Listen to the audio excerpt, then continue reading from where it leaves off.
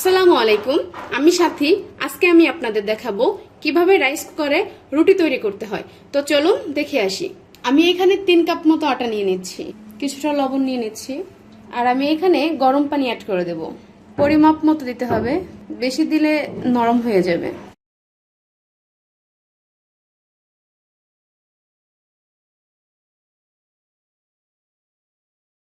এইভাবে নেড়ে নিতে হবে। বন্ধ করো, এটা বন্ধ করো।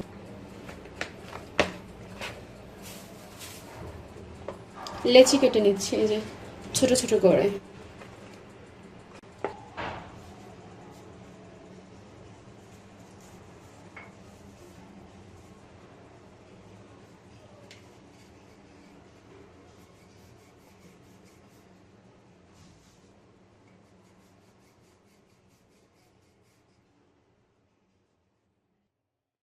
আমি রাইস কুকারের হাঁড়িটা আগে থেকেই বসা দিয়ে রাখছিলাম যাতে গরম হয়ে যায়।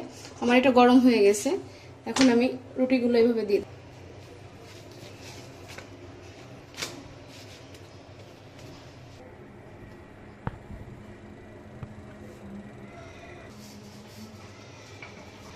এইভাবে আমরা সবগুলো রুটি ছেঁকে নিব।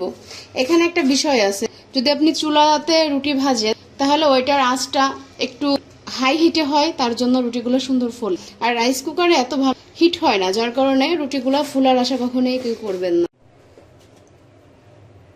তো ফাইনালি আমাদের সবগুলো রুটি ভাজা হয়ে গেছে।